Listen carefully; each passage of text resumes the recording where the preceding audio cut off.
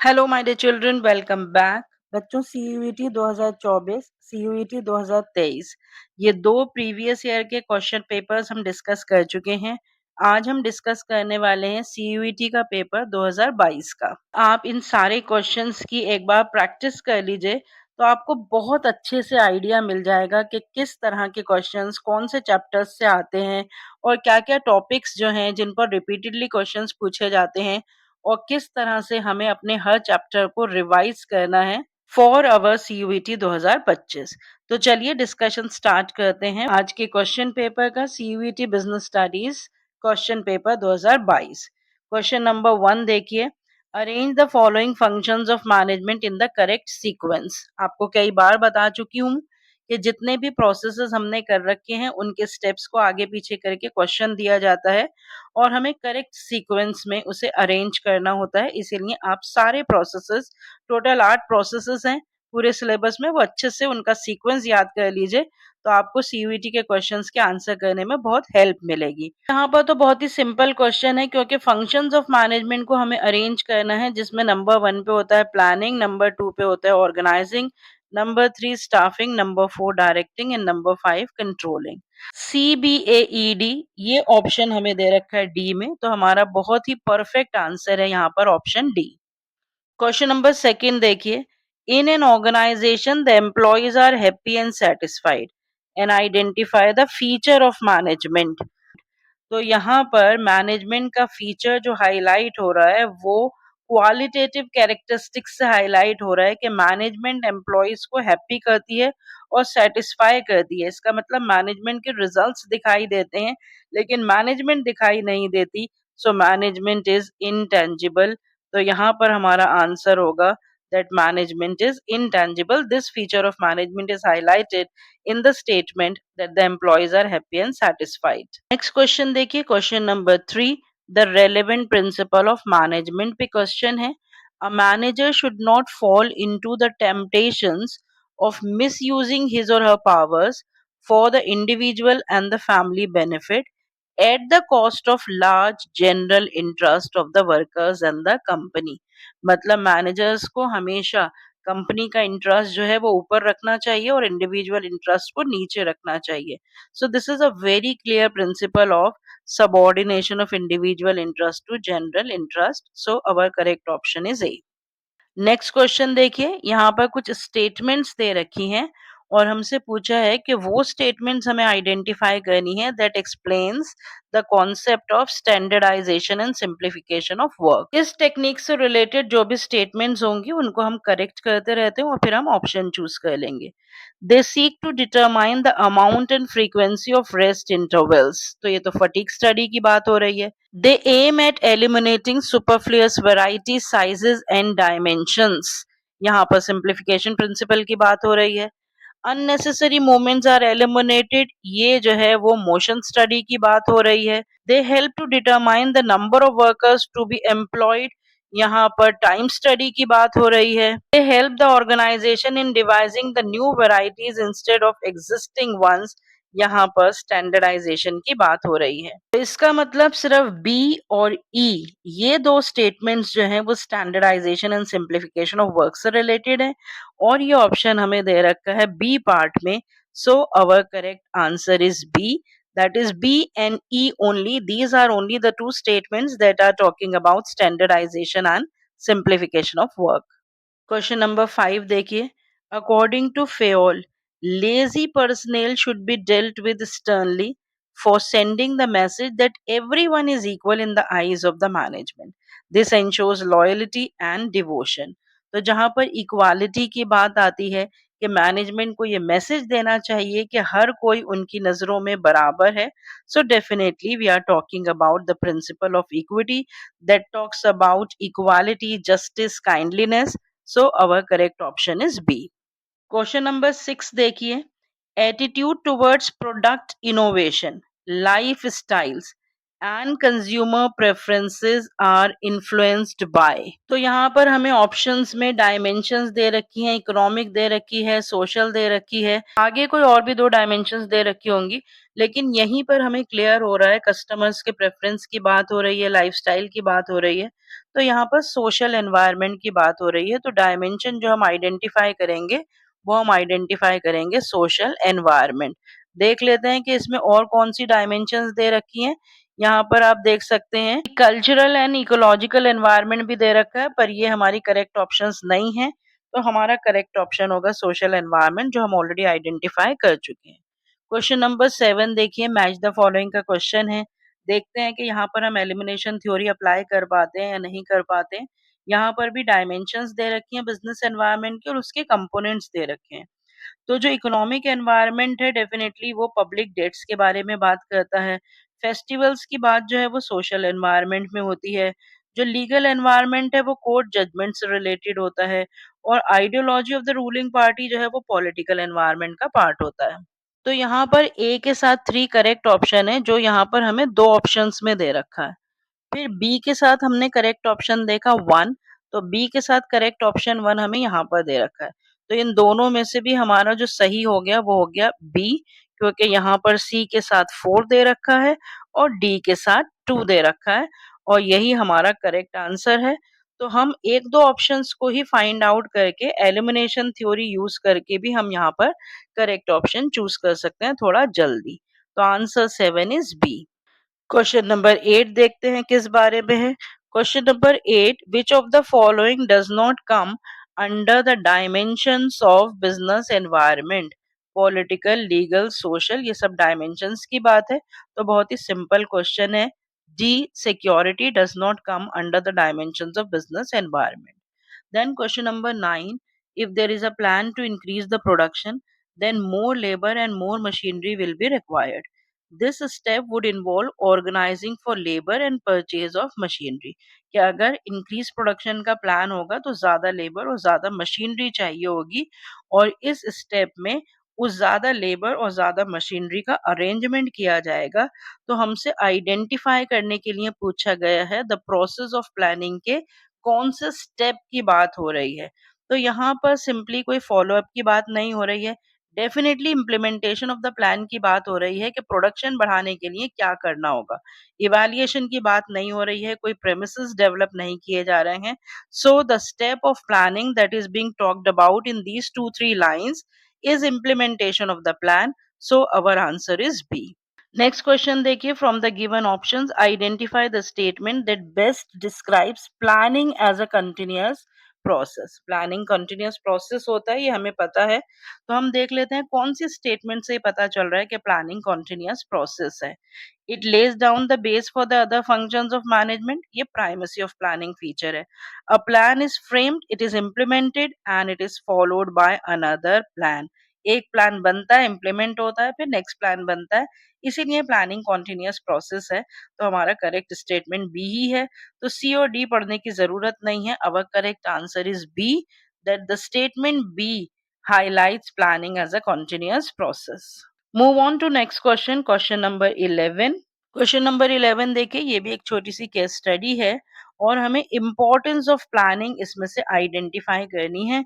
यहाँ पर 4 इम्पोर्टेंस दे रखी है। अब हम केस स्टडी पढ़ लेते हैं और देख लेते हैं कौन सी इम्पोर्टेंस के बारे में बता रहे हैं। Amrit Lala, MD of Awasthi limited, retired after 33 years of service. The responsibility was given to Amit. Amit realized that there was a lot of rivalry and confusion and misunderstanding among the departmental heads. He detected inefficiencies, took corrective action, and developed a master plan for organization to follow. This served as a basis for coordinating the activities of all the departments and led to clarity of thought and action, and work got the smooth start. तो अमित ने क्या find out करा कि बहुत ज्यादा misunderstandings और confusions थे, और जिसको उसने रिमूव कर दिया और कोऑर्डिनेशन क्रिएट कर ली। तो यहाँ पर इनोवेटिव आइडियाज की बात नहीं हो रही है, यहाँ पर ओवरलैपिंग और वेस्टफुल एक्टिविटीज पे उसने काम करा और उससे प्लानिंग की इंपॉर्टेंस पता लग रही है, और डिसीजन मेकिंग और डायरेक्शन की भी कोई बात नहीं हो रही है. So our correct answer that the importance of planning that is being highlighted in this small case study is that planning reduces overlapping and wasteful activities. Move on to the next question, that is question number 12.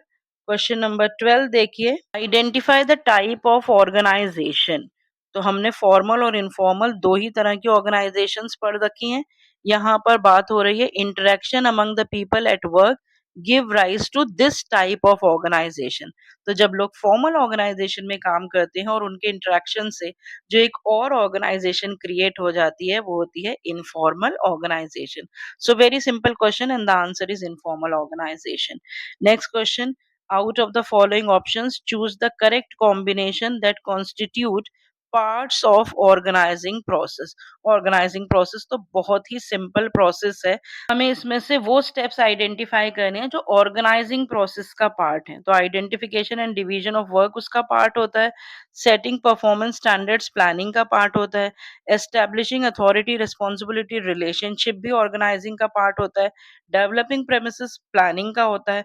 Assignment of duties जो है वो organising का part होता है. ACNE, तो ACNE ये organising के parts हैं, ऑर्गेनाइजिंग के स्टेप्स हैं. तो हमारा ऑप्शन हो जाएगा सी कि ये 3 स्टेप्स हैं जो कि ऑर्गेनाइजिंग प्रोसेस का पार्ट है. सीक्वेंस नहीं पूछा हमसे, यहाँ पर सिंपली पूछा है कि कौन से स्टेप्स ऑर्गेनाइजिंग के हैं और कौन से स्टेप्स ऑर्गेनाइजिंग के नहीं हैं. तो बी और डी हमने हटा दिया, तो ए, सी और ई ऑर्गेनाइजिंग के पार्ट है, वो ऑप्शन हमने चूज कर लिया. Move on to the next question, question number 14. Question number 14 आप देख सकते हैं, ये भी एक मैच द फॉलोइंग का क्वेश्चन है. यहाँ पर product specialisation, all decision making authorities kept with the top level, arise out of personal qualities, number of subordinates that can be managed by a superior. तो यहाँ पर हम देख सकते हैं कि कुछ टर्म्स दे रखी हैं जो ऑर्गेनाइजिंग चैप्टर्स में हमने पढ़ रखी हैं. सेंट्रलाइजेशन, डिविजनल स्ट्रक्चर, इनफॉर्मल या स्पैन ऑफ मैनेजमेंट. तो यहाँ टर्म्स दे रखी हैं सेट बी में और सेट ए में, उनके मीनिंग्स दे रखे हैं. इनको मैच कर लेते हैं. तो प्रोडक्ट स्पेशलाइजेशन की जो बात होती है वो डिविजनल स्ट्रक्चर में होती है. All decision making authorities kept at the top level, ये सेंट्रलाइजेशन कॉन्सेप्ट की बात हो रही है. Arises out of the personal qualities, यहाँ पर इनफॉर्मल ऑर्गेनाइजेशन की बात हो रही है. और number of subordinates that can be easily managed by the superior, वो कहलाता है स्पैन ऑफ मैनेजमेंट. तो ए के साथ हमारा ऑप्शन है थर्ड, जो यहाँ पे ए, सी और बी तीनों में दे रखा है. बी के साथ हमारा ऑप्शन है 4, वो हमें सिर्फ यहाँ पर दे रखा है. सी के साथ हमारा ऑप्शन है 2, डी के साथ हमारा ऑप्शन है 1. तो यहाँ पर एलिमिनेशन थ्योरी यूज करके या करेक्ट लॉजिक्स यूज करके जो हमारा करेक्ट आंसर आया वो आया ऑप्शन ए, जो कि करेक्ट कॉम्बिनेशंस को हाईलाइट कर रहा है, डिफरेंट टर्म्स और उनके मीनिंग्स को. चलते हैं नेक्स्ट क्वेश्चन की तरफ, that is question number 15. Prerequisite to effective functioning of an organization because it enables the manager to use his time on the high priority areas. एक ऐसा कॉन्सेप्ट हमें बताना है जिससे मैनेजर जो है वो हाई प्रायोरिटी एरियाज पे कंसंट्रेट कर पाता है और कंपल्सरी जो है वो फंक्शन है, मस्ट है. तो ऐसे फंक्शन की बात हो रही है जिससे मैनेजर अपना वर्कलोड कम कर लेता है और हाई प्रायोरिटी एरियाज पे कंसंट्रेट कर पाता है. So that is clearly a delegation. So our correct option is B. Question number 16 देखिए, अगेन मैच द फॉलोइंग की बात हो रही है यहाँ पर. Casual caller, advertisements, placement agencies and web publishing, ये सारे एक्सटर्नल सोर्सेज ऑफ रिक्रूटमेंट हैं और यहाँ पर अलग अलग कंडीशंस दे रखी हैं. तो कौन सी कंडीशन पे कौन सा एक्सटर्नल सोर्स जो है वो मैच करता है ये हम देख लेते हैं. Number 1, the application of Sohan was forwarded by the consultancies to the company. Consultancies की बात हो रही है तो ये प्लेसमेंट एजेंसी है. दूसरा देखिए, Raj sent his application to the company through the website, तो वेब पब्लिशिंग की बात हो रही है. Pratik has seen a job vacancy in the newspaper and decided to give the application. तो यहाँ पे एडवर्टीजमेंट देखा उसने न्यूज़पेपर में। Rohan went to a company and give his application for a job. पहले से ही पहले वो जॉब एप्लीकेशन दे रहा है, तो अनसॉलिसिटेड एप्लीकेशंस या कैजुअल कॉलर की बात हो रही है। ए के साथ हमारा मैच हो रहा है 4, बी के साथ हमारा मैच हो रहा है 3, सी के साथ हमारा मैच हो रहा है 1 और डी के साथ हमारा मैच हो रहा है 2। तो 4 3 1 2 कहाँ पर ऑप्शन दे रखा है, उस ऑप्शन को हम देख लेते हैं, वही हमारा करेक्ट ऑप्शन होगा। तो यहाँ पर 4 3 1 2 हमें दे रखा है बी पार्ट में। So our correct option is B. Next question देखते हैं, क्वेश्चन नंबर 17। यहाँ पर गौरव needs to add 20 people to his team of sales executives. He had an advertisement in the newspaper and he has received 200 applications. Help him to select the best 20 candidates by giving him the correct sequence. तो इसको select करना है, selection procedure का sequence हमसे पूछा है। तो पहले यहाँ पर नंबरिंग कर लेते हैं। सबसे पहले प्रीलिमिनरी स्क्रीनिंग होती है, फिर सिलेक्शन टेस्ट होते हैं, फिर एम्प्लॉयमेंट इंटरव्यू होता है, फिर उसके बाद रेफरेंस एंड बैकग्राउंड चेक होता है और उसके बाद सिलेक्शन डिसीजन लिया जाता है। EACBD, तो ये ऑप्शन हमें कहाँ पर दे रखा है, EACBD ये ऑप्शन हमें दे रखा है आंसर ए में। So our correct option is A. Next question, question number 18. Arrange the following staffing process in the sequence. Staffing process में सबसे पहले मैन पावर रिक्वायरमेंट्स को आइडेंटिफाई किया जाता है, फिर रिक्रूटमेंट होता है, फिर सिलेक्शन होता है, फिर प्लेसमेंट एंड ओरिएंटेशन और उसके बाद ट्रेनिंग एंड डेवलपमेंट। BADCE ये ऑप्शन हमें दे रखा है BADCE। So our correct answer is B. Question number 19. One of the following is not an element of directing function of management. Communication होता है, motivation होता है, supervision होता है, delegation जो है वो directing का element नहीं होता है। So our correct answer is B. Question number 20 देखिए, choose the correct statements. Statements हमें दे रखी है यहाँ पर। पहली स्टेटमेंट है non financial incentives focus on satisfying psychological social and emotional factors, ये सही स्टेटमेंट है। Money can satisfy all kinds of needs, ये सही स्टेटमेंट नहीं है। Career advancement opportunity, job security and employee empowerment are non-financial incentives, ये सही statement है। Promotion, stock option and perquisites are non-financial incentives, ये गलत है। यहाँ पर financial और non-financial incentives से related ये statements दे रखी हैं, जिसमें हमने देखा A और C सही है और B और D गलत है। तो A और C only ये हमें यहाँ पर दे रखा है D ऑप्शन में। So our correct answer is D. Next question, question number 21। यहाँ पर भी मैच द फॉलोइंग का क्वेश्चन है। आप ये देख सकते हैं बच्चों, रिपीटेडली सीक्वेंस अरेंज करना या मैच द फॉलोइंग, इस तरह के क्वेश्चन सीयूईटी में काफी आते हैं और यहाँ पर मैच द फॉलोइंग में ही हमें सही आंसर पता होने के बावजूद भी अगर हमें इसे जल्दी से सॉल्व करना है तो हम एलिमिनेशन थ्योरी यूज कर सकते हैं। तो यहाँ पर आप देख सकते हैं कि डायरेक्टिंग के एलिमेंट्स दे रखे हैं, supervision, motivation, leadership and communication, और लिस्ट 2 में जो है इन सब के मीनिंग दे रखे हैं। तो इसको मैच कर लेते हैं। Functions to be performed at the operative level, तो ऑपरेटिव लेवल में सुपरवाइजर्स होते हैं। Complex process as the individuals are heterogeneous, तो मोटिवेशन जो है वो बहुत ही कॉम्प्लेक्स प्रोसेस होता है। Process that tries to bring the change in the behaviour of the others, तो जब बिहेवियर चेंज की बात होती है तो लीडरशिप एलिमेंट हम आइडेंटिफाई करेंगे। Last, it implies common understanding, तो यहाँ पर कम्युनिकेशन की बात हो रही है। तो ए के साथ 2 हो गया, बी के साथ 1 हो गया, सी के साथ हमारा 4 हो गया और डी के साथ हमारा हो गया 3। तो 2 1 4 3 जहां पर भी ऑप्शन दे रखा है उसे हम सेलेक्ट कर लेंगे। तो 2 1 4 3 ये मुझे दिखाई दे रहा है ऑप्शन सी में। तो क्वेश्चन नंबर 21 का करेक्ट आंसर होगा ऑप्शन सी। क्वेश्चन नंबर 22 देखते हैं। Arrange the need hierarchy theory of motivation propounded bye Abraham Maslow in the hierarchical order. 5 तरह की हमने नीड्स पढ़ रखी हैं, जिनको हम 5S भी कहते हैं। Survival needs, security needs, social needs, self esteem needs and self actualisation needs. तो जो सर्वाइवल नीड्स होती हैं वो बेसिक फिजियोलॉजिकल नीड्स होती हैं। फिर उसके बाद सिक्योरिटी नीड्स जो हैं उन्हें सेफ्टी नीड्स कहते हैं। फिर उसके बाद जो सोशल नीड्स होती हैं उनको एफिलिएशन नीड्स भी कहते हैं। फिर उसके बाद सेल्फ एस्टीम नीड्स होती हैं और फिर होती हैं self actualisation needs. A C E B and D. तो A C E B and D ये ऑप्शन हमें दे रखा है बी में, so our correct answer is B. Question number 23 देखते हैं। Identify one statement among the following which is not about capital budgeting. तो कौन सी स्टेटमेंट है जो कैपिटल बजटिंग के लिए सही नहीं है? These decisions are very crucial for any business, तो most important decisions होते हैं, ये सही है। The size of assets, profitability and competitiveness all are affected by these decisions, ये भी सही है। These are concerned with the levels of cash, inventory and receivables, ये working capital decisions होते हैं। These decisions are irreversible except a huge cost, तो ये भी सही statement है।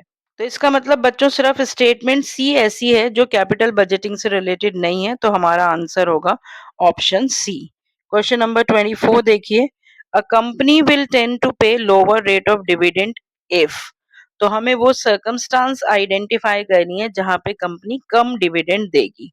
पहले ऑप्शंस में दे रखा है कि अर्निंग्स कम है, अर्निंग्स स्टेबल है और शॉर्टेज ऑफ कैश नहीं है। तो यहाँ पे जो कॉम्बिनेशन दे रखा है वो सही कॉम्बिनेशन नहीं है, क्योंकि अगर शॉर्टेज ऑफ कैश नहीं होती है तो कंपनी डिविडेंड देती है और स्टेबल अर्निंग्स होती हैं तो भी कंपनी ज्यादा डिविडेंड देती है। फिर उसके बाद सेकंड ऑप्शन में दे रखा है रेस्ट्रिक्टिव क्लॉजेस। तो अगर कॉन्ट्रैक्चुअल रेस्ट्रिक्शंस होती हैं तो कंपनी कम डिविडेंड दे पाती है।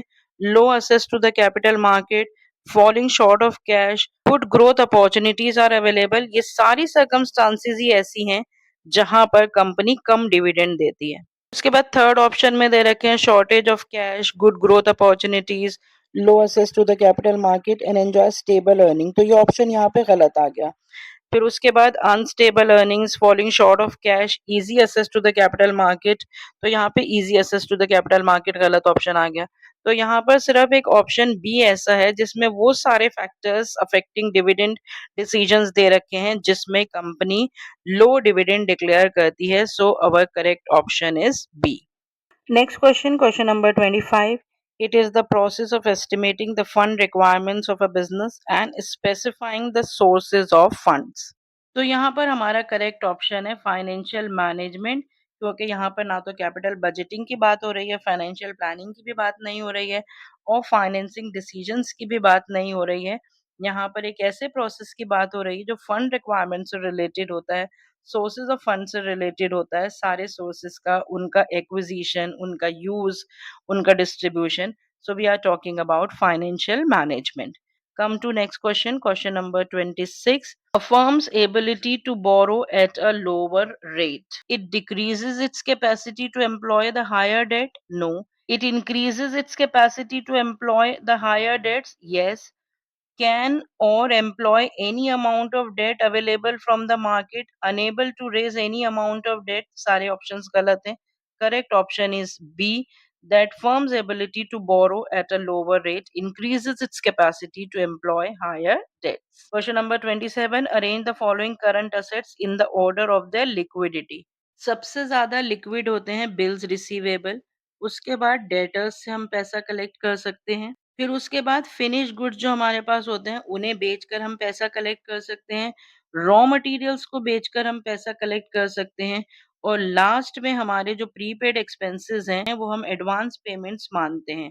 तो यहाँ पर हमारा करेक्ट ऑप्शन होगा E C D B and A. So our correct answer is option C, that we have arranged all the assets in the order of liquidity. Question number 28, treasury bill के बारे में बात हो रही है, तो ये हमारा एप्लीकेबल नहीं है क्योंकि ये अब हमारे सिलेबस में नहीं है। उसके बाद देखते हैं क्वेश्चन नंबर 29, यहाँ सेबी की बात हो रही है, ये भी हमारे सिलेबस में नहीं है। फाइनेंशियल मार्केट्स भी हमारे सिलेबस में नहीं है। क्वेश्चन नंबर 30 स्टॉक एक्सचेंज का क्वेश्चन है, ये भी हमारे सिलेबस में नहीं है। Let's move on to question number 32। ये भी क्वेश्चन फाइनेंशियल मार्केट्स का है, तो ये भी हमारे सिलेबस में नहीं है। क्वेश्चन नंबर 33 से देखना शुरू करते हैं। Identify the function of marketing. that is undertaken to fulfill the right to be heard is the right of a consumer under the Consumer Protection Act. तो मार्केटिंग प्लानिंग से राइट टू बी हर्ड जो है वो नहीं पता चलता है, transportation से भी नहीं, फिजिकल डिस्ट्रीब्यूशन से भी नहीं।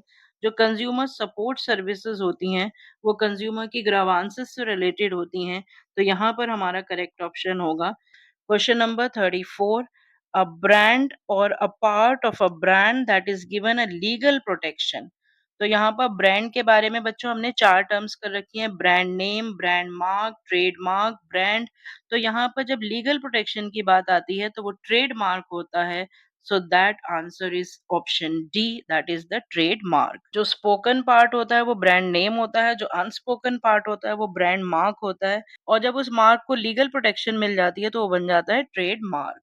उसके बाद क्वेश्चन नंबर 35 देखिए, लेबल की बात हो रही है कि लेबल पे लिखा हुआ है 40% extra, free package of a toothpaste. ये सारी चीजें अगर लेबल पे मेंशन है, फ्री टूथब्रश इनसाइड और सेव ₹15, तो लेबलिंग का मेन फंक्शन तो इन्फॉर्मेशन होता है, लेकिन यहाँ पर इन सारे कीवर्ड्स से कौन से फंक्शन की बात हो रही है? ग्रेडिंग की बात नहीं हो रही है, इन्फॉर्मेशन की बात नहीं हो रही है, helps in promotion of the product की बात हो रही है, डिस्क्रिप्शन ऑफ द प्रोडक्ट की भी बात नहीं हो रही है। Correct option is C, that labeling helps in the promotion of the product। Move on to question number 36। Question number 36 देखिए बच्चों, ये मैच द फॉलोइंग का क्वेश्चन है। यहाँ पर कुछ कंज्यूमर राइट्स दे रखे हैं, consumer education, heard to be informed and safety, और उसकी एक्सप्लेनेशन दे रखी है। इसको मैच कर लेते हैं। Number 1, right to be protected against goods and services which are hazardous to life. तो यहाँ पर डी के साथ हमें ऑप्शन दे रखा है 1। तो बच्चों हमें ये आगे क्वेश्चन पढ़ने की जरूरत ही नहीं है। डी के साथ हमारा ऑप्शन 1 जो है ना वो सिर्फ एक ऑप्शन में दे रखा है, तो हमारा करेक्ट आंसर यहीं पर ए हो जाएगा। इसको वेरीफाई कर लेते हैं। बी के साथ दे रखा है 3, राइट टू बी हर्ड मतलब to file a complaint. C के साथ दे रखा है 2, राइट टू बी इन्फॉर्म मतलब to have a complete information, और ए के साथ right to consumer education to acquire knowledge. तो हमने देखा कि डी के साथ 1 यहीं एक ही ऑप्शन में है, तो सारा कुछ पढ़ने की जरूरत नहीं है। Our correct option is A. Move on to the next question, that is question number 37। Question number 37 देखिए, यहाँ पर आइडेंटिफाई द कंज्यूमर राइट की ही बात हो रही है, तो हम लाइंस पढ़ लेते हैं। शिखा wants to buy a microwave, she goes to an outlet for the same, the salesperson is convincing her to buy a microwave of a particular brand only। वो उसको चॉइस नहीं दे रहा है। यहाँ पर बच्चों ये पुराना क्वेश्चन पेपर है, इसलिए यहाँ पे राइट टू चूज दे रखा है, लेकिन अब ये राइट चेंज हो गया है। ये अब हो गया है राइट टू बी अश्योर्ड। तो आंसर तो हमारा सी ही होगा, लेकिन क्वेश्चन में आपको राइट टू बी अश्योर्ड दिया होगा। Next question, identify from the following phrase which means let the buyer beware। Caveat emptor ये टर्म यूज की जाती है, let the buyer beware। Seller beware होता है, तो ये टर्म्स यूज की जाती हैं, या दूसरी टर्म्स यूज की जाती हैं। तो यहाँ पर हमारा ऑप्शन होगा option A. Next, who can file a complaint. कौन कंप्लेंट फाइल कर सकता है? कोई कंज्यूमर कंप्लेंट फाइल कर सकता है, registered consumer organisation complaint file कर सकती है, जो डिजीज्ड कंज्यूमर है, जो विक्टिम है, उसका लीगल हायर। तो ए सी डी जहां पर ऑप्शन दे रखी है, so our correct option is answer C. Next question देखते हैं बच्चों, question number 40। Identify the following that can not be termed as a consumer under the consumer protection act. हालांकि consumer का मीनिंग भी इस साल के सिलेबस में नहीं दे रखा है, फिर भी ये क्वेश्चन डिस्कस कर लेते हैं।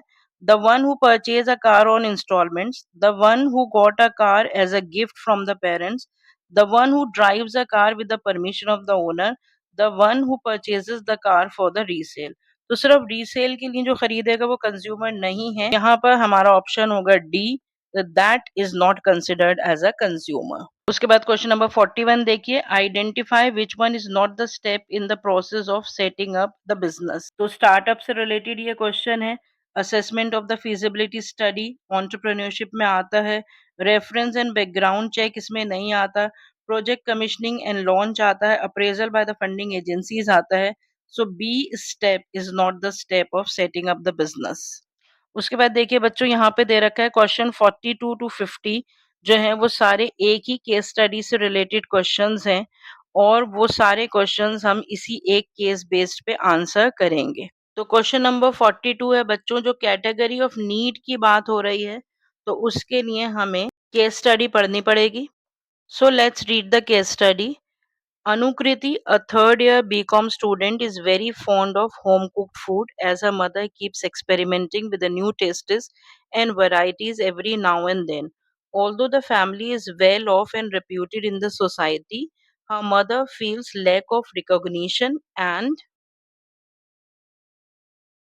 self respect for herself. तो इसको अंडरलाइन कर लेते हैं, lack of recognition and self respect.